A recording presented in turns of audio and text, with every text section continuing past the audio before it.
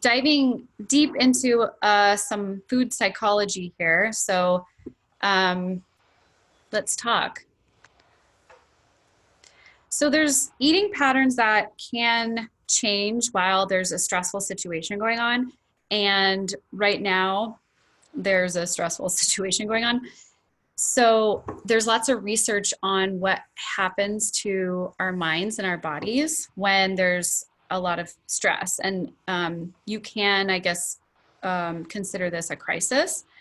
So generally, what ends up happening, we call it emotional eating or stress eating in order to soothe our negative emotions. So whereas before maybe we had alternate outlets to soothe ourselves, when we don't have some of those resources available to us, food is really an easy way to soothe ourselves.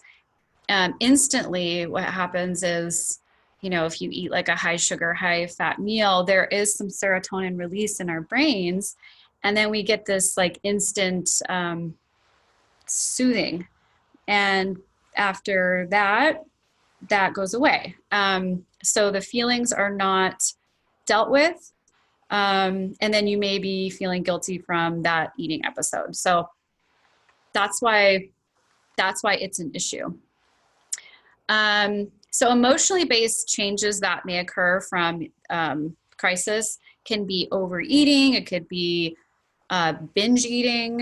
You would need to talk to a psychologist and a registered dietitian to be able to get that diagnosis. Or you start calorie restricting, or you stop eating as much as your body needs. So 3 different eating patterns that could arise.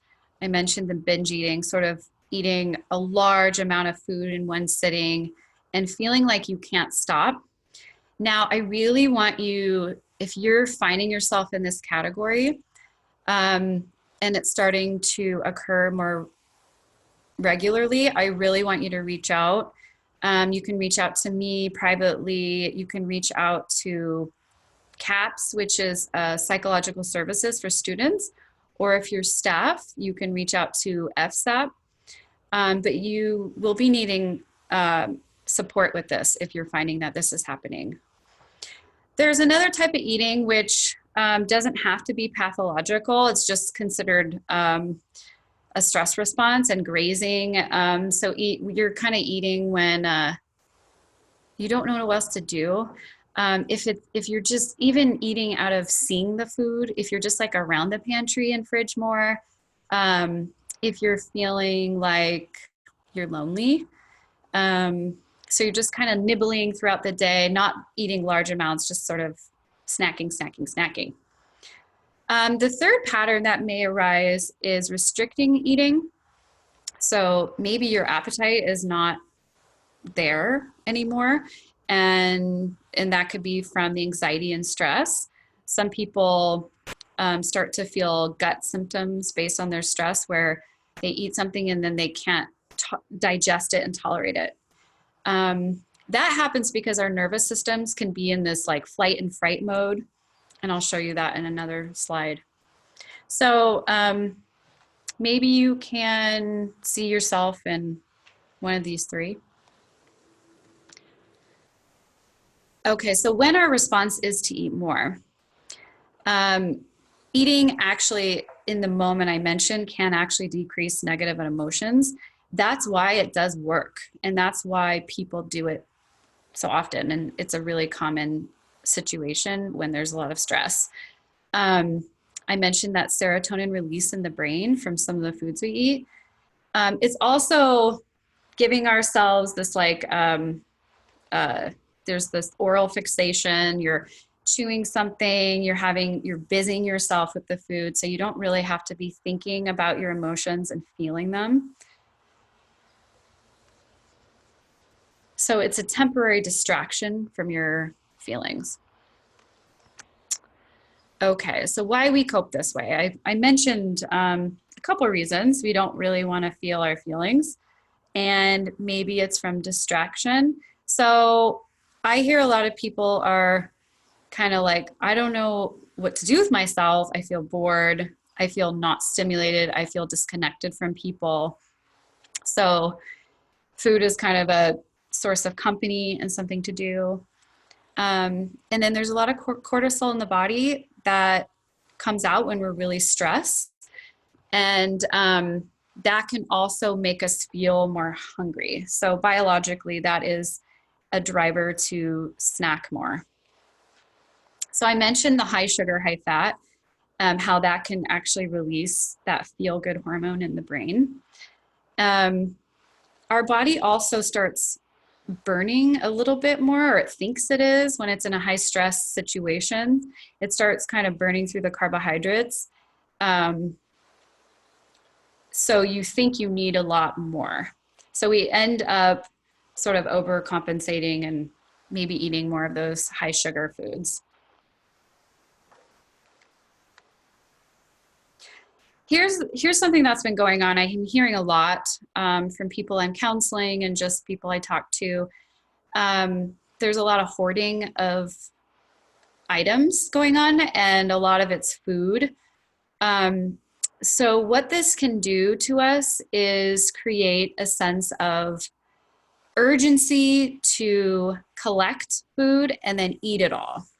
So when we find ourselves, this is a very, very primitive drive part of our brain. When we find that there's not going to be enough, we like try to get it all and collect it all and then even eat it all. So I want you to just sense if this is what's going on with you, if you're having this perception of scarcity. Because I know there is some reality to not having enough items, but is it really that bad?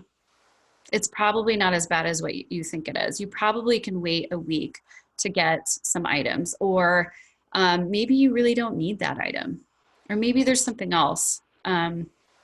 So just having the awareness that you're starting to maybe eat more because there's not enough in the stores, or maybe not enough in your pantry or your fridge. And just by having that awareness, you might be able to just stop that behavior.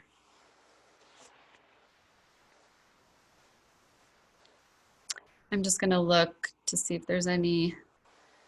I can't really see the comment section, but all right, I'll keep going.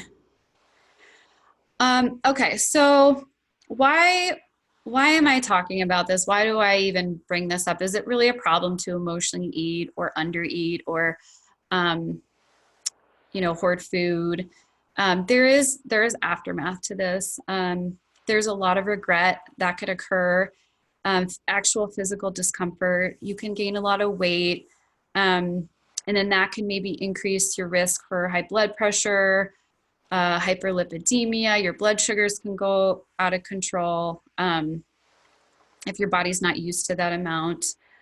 And then you could start feeling depressed feelings, anxious feelings from this. So we might as well deal with that feeling, or those feelings we're having that we don't really want to sit with, instead of using food for that.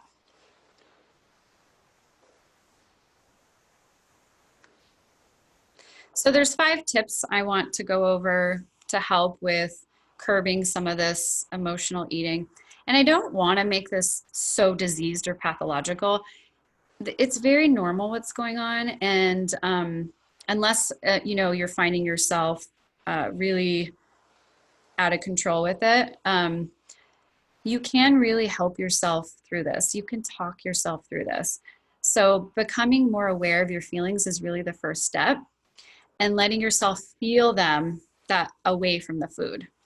So if you're feeling any signs of like paranoia about what's going on, I mentioned the boredom, the loneliness, the disconnection, take time to reflect on those feelings and whether it's leading you to crave the food or not. And if it's not, great. If it is, great. And then you ask yourself questions if you're like, well, okay, I'm not really feeling anything. first ask, how are you feeling? Sad, mad, glad, angry, bored, lonely. You can go through the whole list of feelings.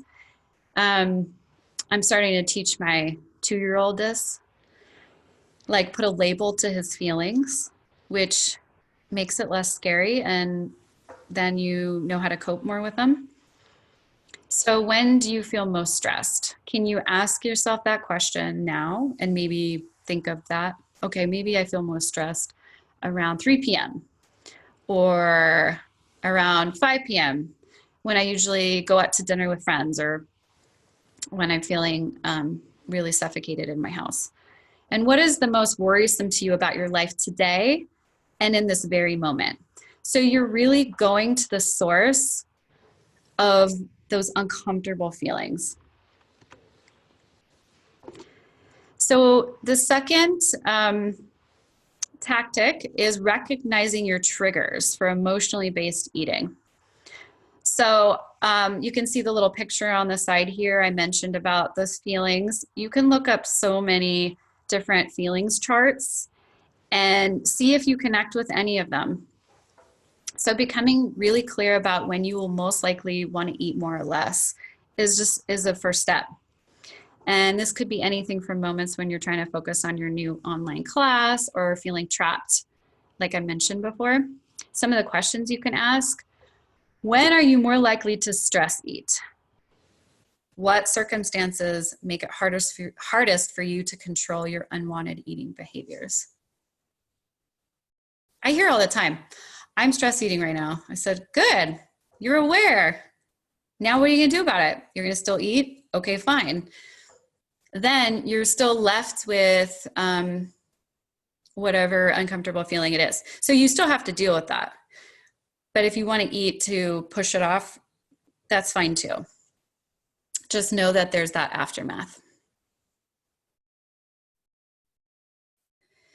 The third step, make conscious choices about your eating. So if you can avoid those triggers, that would be the most beneficial.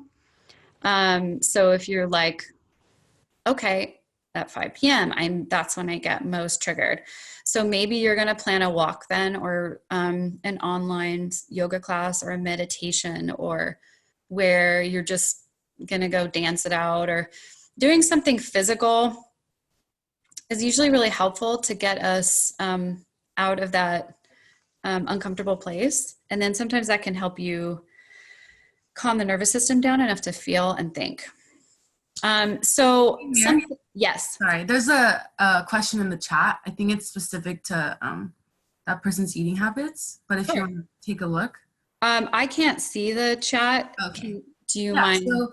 So Div is asking 2 spoonfuls of sugar in a whole milkshake, 2 tablespoons of oil and curry a day, and a medium-sized pizza a week. Is this unhealthy? And what about frozen food? What is the limit on that? There's no limit on any food. I mean, it's, I say always base everything on your hunger and fullness. If you're overriding your fullness cues, that's not body honoring. So you got to figure out why you're doing that. It clearly means that you are eating out of emotional reasons. So, and that's okay. It's just finding out why, that the source of it. Eating a lot of added sugar, that can definitely exacerbate inflammation in our bodies. That does reduce our ability to fight disease, and it increases a lot of comorbidities, like I mentioned, hypertension and diabetes, and heart disease. So yeah, I mean, ideally we want to be eating things that are more rich in nutrients. So fruits and vegetables, whole grains, fibrous foods, lean proteins, plant. And then if you want your sugar, have your sugar and don't trip about it. But if that's your main source of fuel, then you definitely want to need a counseling session with me or another dietitian so we can meal plan a little more effectively. And then I have one more question from Kenneth. Sure. Who talks about he usually eats late at night when he has to study before an exam, and then the next day he'll eat less. Yep. to compensate for it, but he's trying to build muscle at home. So he wants to know if this pattern would affect his muscles or cause muscle wasting. So that's just your body regulating when you're like, you eat a lot one day and then the next day you don't need as much. That's showing that you're honoring your body's hunger and fullness cues. In terms of performance and muscle building, eating more regularly is going to enhance that performance and muscle growth. So you have a point. So it would be best if you didn't do that whole like next day fasting thing and you ate like regular meals, those 3 meals a day. Maybe they're just smaller because you don't need as much. And then maybe, do you really need all that food before you, like, are you eating to the point of too full, or are you eating till you're satisfied? So those are some of the questions I would be asking. Thank you, Mary. Yeah, good questions. So this is the third tip. It's making conscious choices about eating and using that hunger scale that I put down here. The one, 10 got cut off. But there's a lot of hunger scales online you can find where 1, you're going to eat off your arm, and 10, you're basically can't move. You're so sick. You're so stuffed. You want to stay between 3 and 7. Eat when you're feeling hungry, and then you stop when you're feeling satisfied. That way, you're really not uncomfortable, and you have about 3 to 4 hours between your next eating, and your body can assimilate the nutrients a lot better. So questions you can ask yourself: what's my hunger level right now? If you're not physically hungry, what is the feeling that you're having? And what do you actually need right now?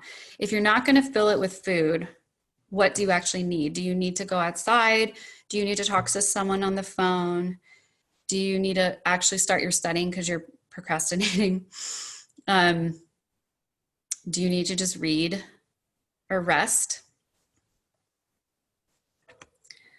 Okay, this is the 4th tip. Sorry, Mary, I have another question. Yes. Comments. So Christina's asking if it is better or necessary to eat carbohydrates before or after a workout. So after a workout is good to get carb and protein. So especially if you do any kind of resistance training. So you want to kind of build back up the muscle. Carbohydrates are the truck that brings the protein to the muscle. Before, you need carbohydrates for the energy. So you need a little carb before, and you need carb and protein after. Thank you. Sure. So this is about getting social support and avoiding exposure to really triggering material. And when I say that, I mean media, news, media, social media, things that are coming into your line of sight are absolutely going to affect your mental state. So how often are you watching the news, and for how long? And then if you notice how you feel after, that will let you know if it's helpful or harmful. And what I've heard from many people, because I don't watch the news, and if there's anything on social media, I use social media for health, for positivity, for growth. Now, if it dips into any of like triggering material, I turn it off. I don't watch any of it. Now, am I surviving without it? I am. I'm perfectly great without that media coming in. I'm not any less educated than anybody else. So really, really, really be mindful. I think this is one of the main points I want to say today, because I keep hearing this from so many who are struggling. You are in control of your mental well-being. So you want to be able to edit and control what comes into your world. You can control it. So ask yourself questions like, who can I call today that will help me stay emotionally grounded?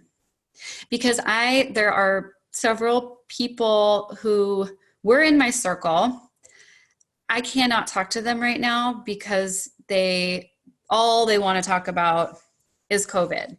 and the paranoia and the upset and how this person, that person is sick. So that is not helpful to me, unless you are feeling grounded and you want to be there for them, but you have to pay attention to how you're feeling and take care of yourself first. Okay, and then laughter. Can you laugh every day somehow? I mean, this is like the time for Netflix, right? So watching really funny things that just like lighten up, because the world is not light right now. So if you could find some things that can help you get to that state of mind. And then also acts of service, like if you help somebody, I don't know, reach out if someone's really struggling and do like an online workout with them, or just even chat or watch a show with them. You'll actually feel better about yourself, and then you'll help them feel better too.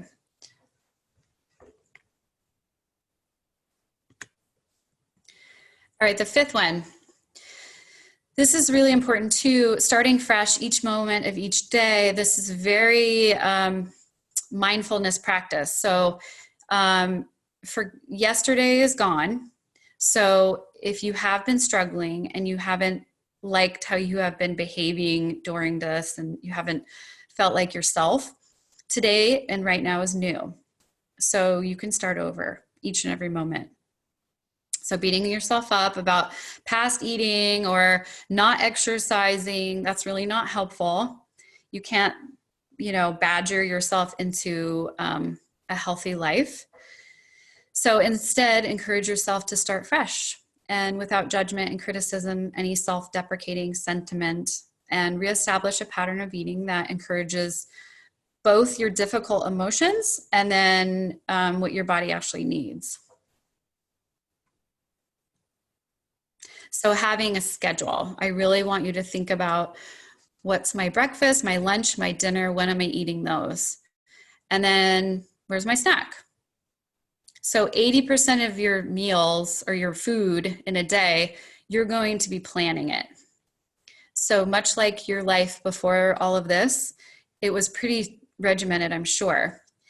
We thrive on schedules. Most of us who have anxiety, and a lot of us do, we do better when we have a little structure. So it's time to put in a little more structure. So a summary: when and if you are experiencing unwanted eating behaviors because of strong negative emotions, it's helpful to acknowledge, be aware, and experience those feelings away from the food. Understand what those emotional eating triggers are and make conscious choices in what you will eat and when. So that schedule I talked about. Get and give as much social support as you have in your being, and start fresh every day and every moment.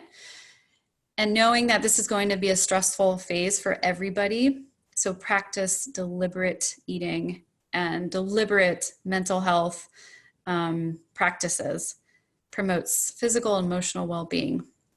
And don't forget everything else that you need. You need to still be sleeping 7 to 8 hours. You need to be exercising daily. You need to get outside daily, and you need to connect with people daily.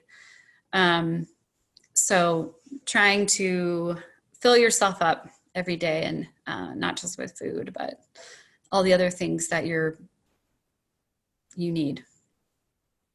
Now I'm going to open it up to some more questions and comments and anything else that is on your mind. So someone's asking if they would be able to have access to this presentation. Yes, of course. Okay. I'll send the PDF to you, Lenny. Yeah, and I can send it out to all the You can send it out. Okay. Mm-hmm. Yeah. Yeah, I'll send it to you, Daryl. Oh, cool. I'm glad you're interested. And so someone else is asking, since we're all less physically active right now, our calorie requirement is probably reduced.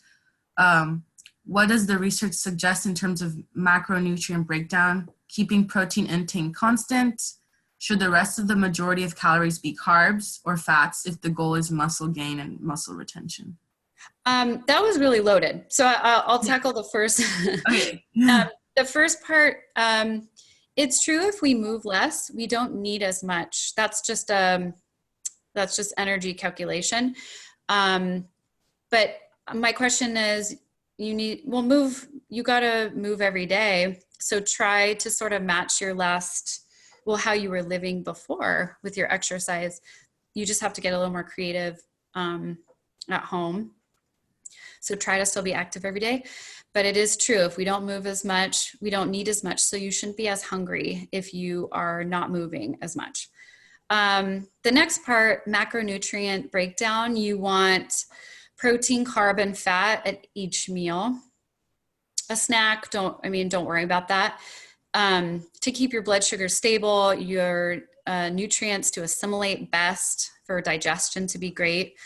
I kind of say 50% carbs, you do 30% fat, 20% protein. That's generally the rule of thumb for everybody.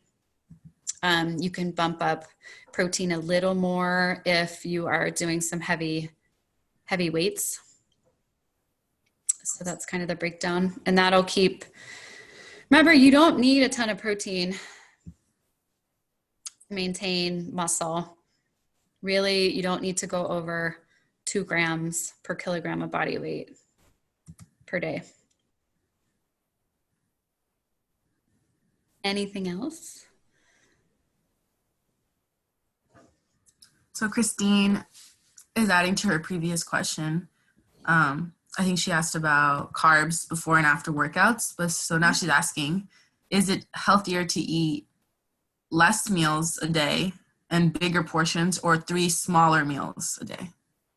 That's a good question. I say each person is very different that way. It's based on how your gut health is, how your lifestyle is, how your resources are, your time.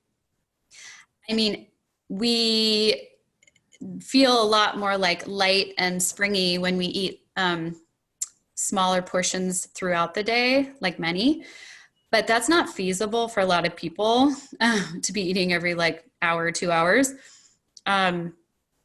So I would just base that on your life. I would say don't go under 3 meals. 3 meals and a snack is typically good for most people. But and then going over 4 hours. Sometimes you can go 5 hours without eating, but 4 is really when you really need to start eating again. So I don't see any more comments, but we can wait a little. Okay. And I want to get their last comments in.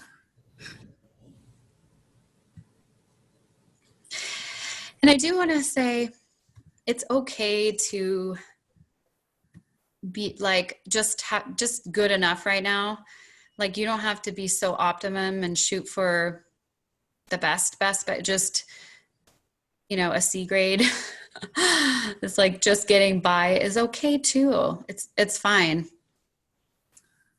So we have someone asking how often we do this seminar. So this is part of a series that we're doing with Miriam, but the other series are going to include food demos on how to cook. So, but if enough people like the nutrition talk, I thought this was very, very beneficial. Maybe we could do another one of these, Mir. Sure. And of course, we'll send them out to all of the HDH residents. So if you received this email, then you should be receiving any future emails. But it is every other week. So the next one will be on week 6. Yeah. So Thank you guys for coming. Yeah.